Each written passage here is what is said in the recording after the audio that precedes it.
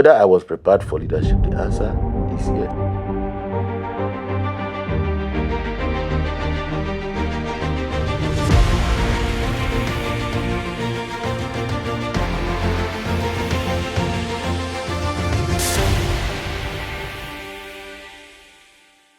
Welcome back. It's still Unspoken here on Universal TV Africa, UTV Africa.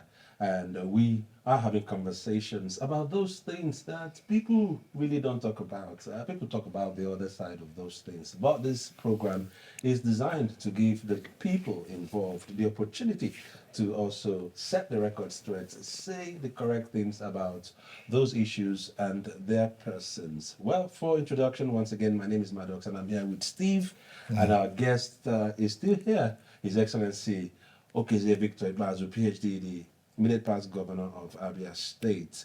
Before we went on that break, we have been extracting the correct information from him about so many things, but now we want to talk about something. It went viral. Your Excellency, you were appearing on a radio program when you made those when you used those famous words, flyover, Obasarunu. And many people felt it was insensitive of you. First of all, they were questioning the rationale for the Osisioma flyover. People thought, oh, it was just a window dressing so that you want to show some working of something that was not any working. You were not doing anything for the state, but just wanted to do something to show off, make it look like you were doing something. And then the design of the flyover, they called it a center table. It didn't make sense, and the workmanship wasn't the best there could be. And nobody should drive on it though, so that you don't go and die on top of that thing that wasn't well made. And you were asked a question about it, in which you seemed to be dismissive of what people thought should have been genuine concerns, and said flyover, Obasarunu. And even people that don't have cars are talking about flyovers. But seriously, let's talk about that Osisioma flyover. What was the whole idea behind it? Should we really believe people when they say that it was an unnecessary project that you were just doing to please yourself? The Osisioma flyover, from Umuahia or from Owerri or from Enugu, wherever you're coming from, even if you decide to come from Port Harcourt, moving from Osisioma to Area or Abia City Center, because nobody comes to Abia for anything except to come and do trade. Osisioma is more or less the entry point to the main heart of Abia. Exactly. That is the entry point. So ordinarily, before now, it would take you 1 hour, 30 minutes to move from Osisioma to Area Junction. That is Brass. 1 hour, 30 minutes. But after the flyover, it will take you 15 minutes. Maximum. On a day that, on a school day, that road is busy. Maybe on a Tuesday or Wednesday, Thursday. So if you know the value of time in terms of how it affects output, how it affects trade and commerce, you will know that reducing traveling time from 1 hour, 30 minutes to less than 10 minutes or 15 minutes is not a small thing. Yeah, very true. So for me to be proud of the roads that I did, I brought Arab contractors. They did Aba Road Umuahia. Before I came, that Aba Road Umuahia had been intractable for 40 years. In fact, they said there's something, Mami Water, something around modern ceramics. Nobody remembers it again. At some point before, people used to use a shovel and headpan, and they would be pouring sand around and doing all those kind of things. I brought Arab contractors. They dealt with it and left. And that road is there. Go and see Fox Road. The day we said we have completed with Fox Road, because of rigid pavement, it's there. What the problem of Amikone, problem of Fukumango. Kumango defied 2-3 administrations before me. So that flyover was done by a Chinese company. It wasn't done by a local contractor. If you look at my leadership, whether people want to agree or not, I was able to reduce infant mortality by 71%. Because I was able to increase enrollment in primary health care centers by 30%. If you don't see the people at the primary health care centers, there is no way infant and maternal mortality will not go high. Because if they don't do their antenatal and do their postnatal and do all the vaccinations and things they need, you will have problem. So how do you bring them under your care? People are just not thinking.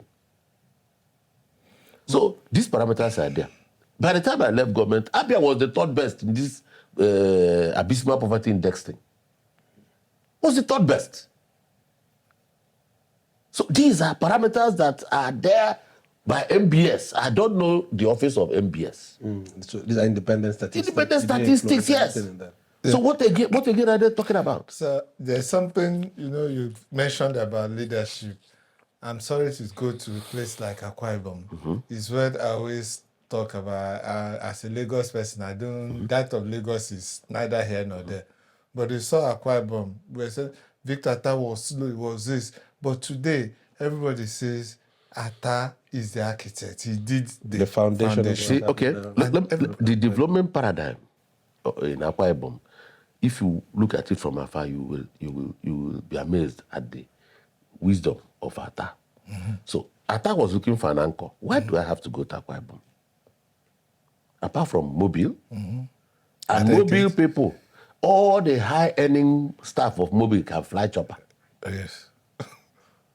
And they create, and you know how oil companies, they create an environment in the forest where everything is there. They don't need it. So what Atta did was to start a bomb hotel. That's a bomb hotel. People will say, who will come? But that was what they call in economic development an anchor. He did an 18-hole golf course and started advertising that Tiger Woods was coming to play. And see, the beauty of a golf course is that 70% of people who play golf have capacity to invest. True. And nobody can invest 1 billion naira in a place he can't sleep. You can't fly into a place and fly out and you put 1 billion. So it was great wisdom. Then that wisdom was complemented by the road network built by Akpabio. So you now see things. Akpabio did not come and say, I am turning this bomb hotel now to university. Because if he did that, the whole thing would have been on reverse. Even though he didn't agree with so many things, but the vision. He mentioned it was he who completed the hotel actually. Leadership is a relay race, it's a continuum. Exactly. So somebody finishes, and I was coming to it. I said, now that you have finished, you were toying with the idea of an airport for Abia. And somehow you're out of office, and the next thing we're hearing, no plan was on ground, that you just use it as a way to collect some money, cream off some money and pocket. So, Your Excellency, where is the money? Some amount was mentioned. Where is the money 10 for the billion. airport? How much? Okay. At some point, we wanted to do not an airport. I will never do an airport. It was a trade port. Okay. Trade port. It was something like what they did in Dubai. It was a small 3-star hotel, beautiful conference rooms, some beautiful shops where made in Abia things will be sold, and all those, so that people can come to Abia, and the airport will be the destination. A lot of people go to Dubai, they don't enter the city. They just do whatever because it's at the center of everywhere. Fly from Africa, you fly from London, we meet at the airport. Duty free. Duty free. If you have 50 billion in that, it will take the whole money. They have goods and services that can consume all kinds of money. So, do you go back and he will go back? So I wanted to create that kind of hope, yes. Okay. So as we were talking about it and all of that, we spoke to some banks, we spoke to some, and then the traditional rulers came, led by the chairman of Abia State Traditional Rulers Council. At that time, I had not concluded Fox Road, leading to Ariare. The man now came and said, the traditional rulers came and said, okay, that less than 10% of Abia population fly, actually. So this 90% use area. They use Isuikwuato market. They use Ogwa Road market. Complete these roads for us quickly. That it will make more meaning in the economy of Abia than that. And at that time, Abia, under my watch, couldn't afford that. And we had all of these things. So I said, okay, instead of starting something that I may not even finish, because 10 billion wouldn't have done the airport, by the way. So I saw wisdom, and I went back to school. I said, gentlemen, what do we do? And they said that they agree with those traditional rulers. If I wanted something for glory, something for noise making, something that will make people clap, if they will clap, those are the kind of things you do. And when you do it, you tie that money there. You've not created the kind of economy you want to create. Your people are still hungry and they're not flying. And meanwhile, the airport, nothing is landing. I know some airports that were built and completed and nobody has landed. True. So when that happened, I said, okay, what do we do now? ESCO agreed that, okay, get the contractors that are doing these roads, send a schedule to the bank, and let them fund them. And the schedule is there. The ESCO decision is there. Everything is there. It is also in the handover note, which they refuse to. You know, if you want to hide something from a Nigerian, put it in the book. They will not read it. They will not read it. So, or mischief. If somebody just wants to be overtly mischievous, somebody can, you know. So, we have been waiting for, there's all kinds of audits, all kinds of investigation, all kinds of whatever. Well, we are here. And I think some of my people who work with me have been able to say to them that you can accuse me of all kinds of things, but not of greed. I'm not tempted by that kind of thing. Talking about Paris Refund and what you did with it, you talked about paying teachers and other people, but one of the biggest things that are held against you is that you owed salaries. You weren't paying the civil servants. You owed for a lot of months. Teachers were on strike for so long. You were not paying them.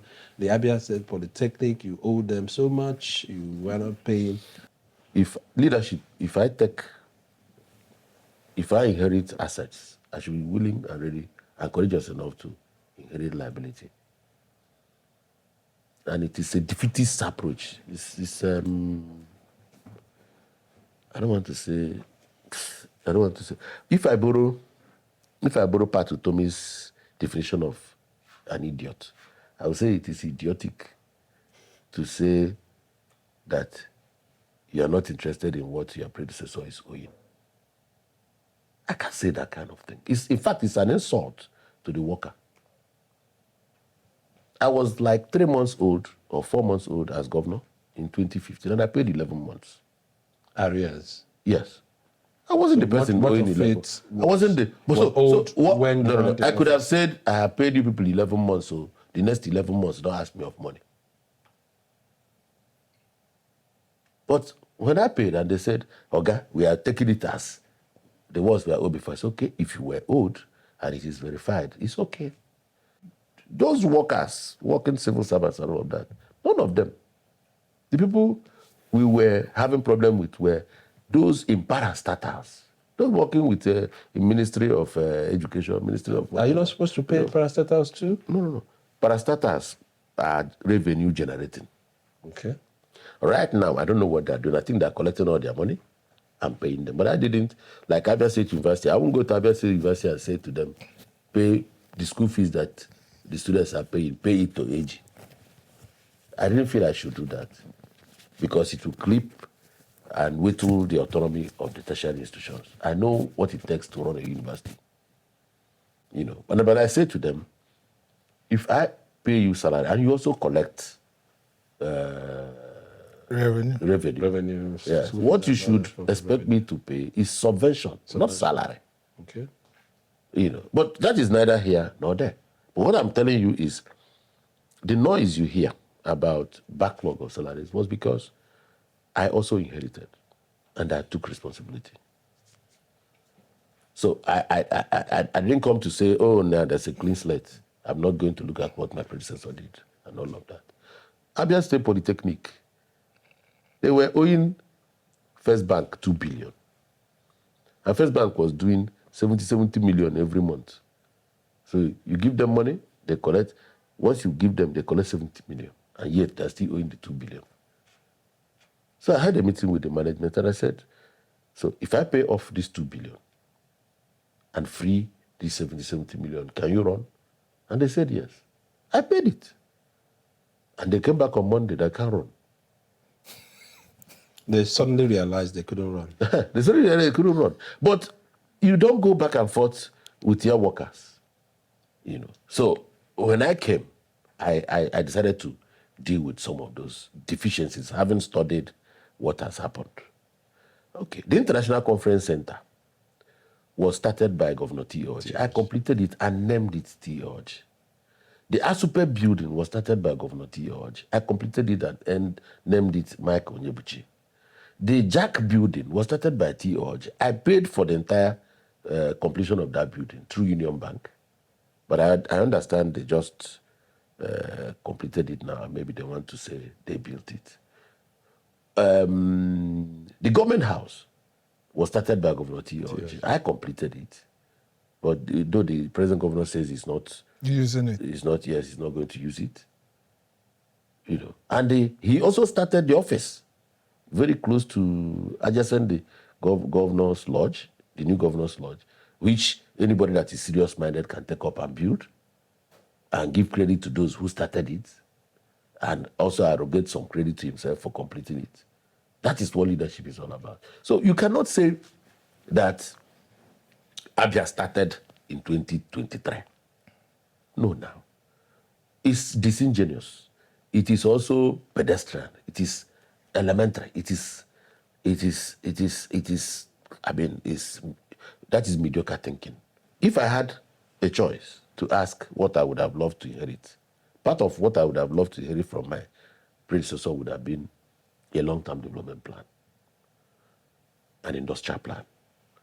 Because for him to do that, he would have done some thinking and all of that. But in our case, we brought UNIDO to sit with us and do an industrial plan. That a serious-minded person will just look at the industrial plan and begin. And there are two factories, the shoe and the garment.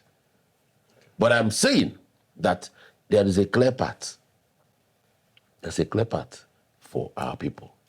And because already, before I left, we created an ecosystem in garment. We had a footwear academy, private sector driven. We had these garment people that I think the worth of that garment factory is almost 2 billion or 3 billion naira.